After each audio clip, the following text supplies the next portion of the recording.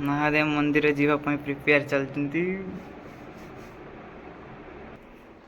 आज है महाशिवरात्रि से आम मंदिर जिमु देखु केतुटा है आम मंदिर जिमु। आज प्रबल भिड़ से आम डेरी जिमु। आर्टिस्ट जिनस सब अच्छी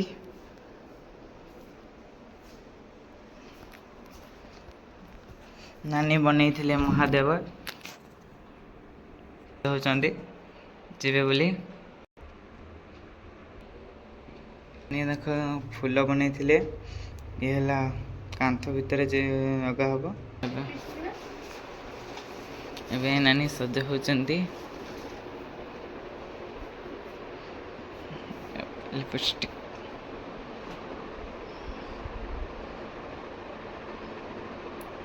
नानी लिपस्टिक खाई गले बंधु मेहंदी रे देखा जा गोटा होता काली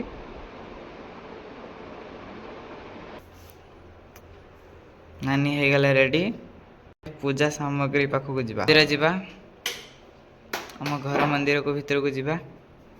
भीतर खोली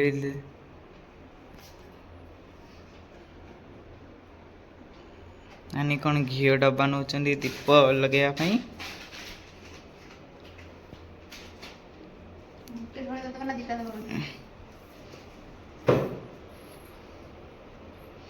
नानी प्रिपेयर होती सलिता दीप रेडी कर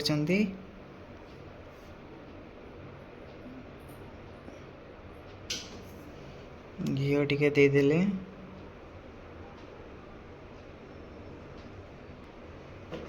घी डब्बाटा को रखीदे भितर ये है फूल फूल भोग पानी ना क्षीर क्षीर आ भोग अच्छी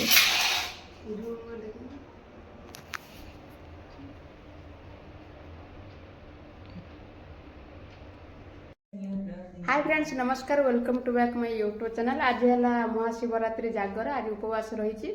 आज उपवास जो जेहेतु रही आम शिव मंदिर बर्तमान बाहर से जावाई आउ सका तो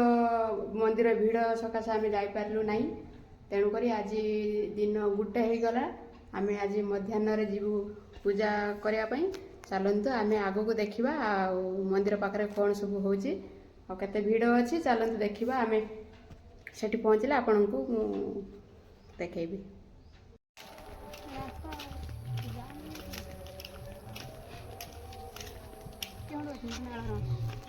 गड़िया गड़िया हाँ गड़िया पता है ड्रेन हो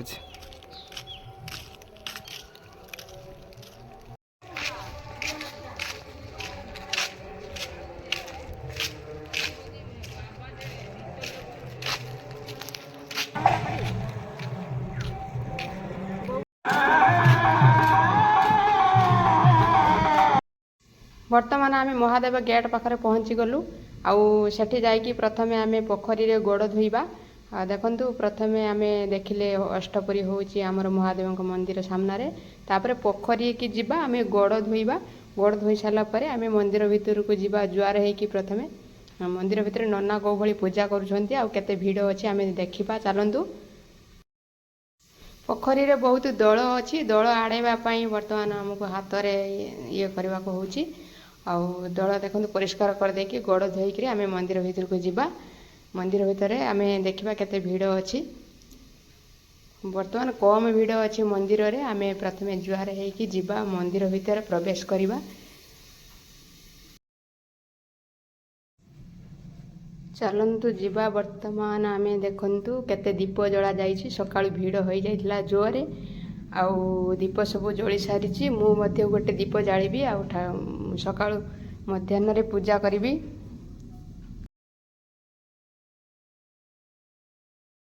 दीप लगेला परे आमर वृषंग पाखरे आउ बाबा पाखरे बुलाई देबा दीप धूप बुलाई देकी आम एटी नना को कहबा पूजा करबा पई नना पूजा करिवे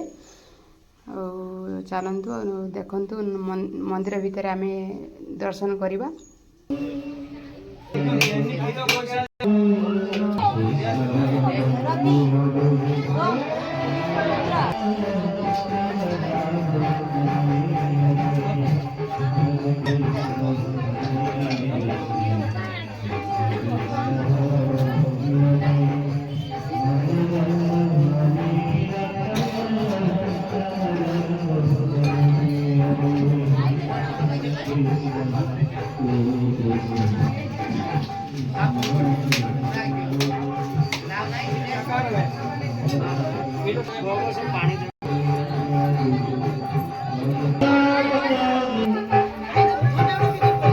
ଆମର ମନ୍ଦିରରେ ପୂଜା ସରିଯାଇଛି ଆଉ ପରିକ୍ରମା କରିବା ମନ୍ଦିର ଚାରିପଟେ ପୂଜା ସରିଲା ପରେ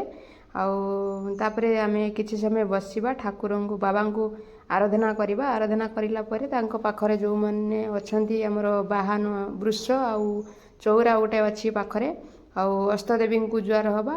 ପ୍ରଥମେ ବୃଷଙ୍କୁ ବି ଜୁହାର ହେବା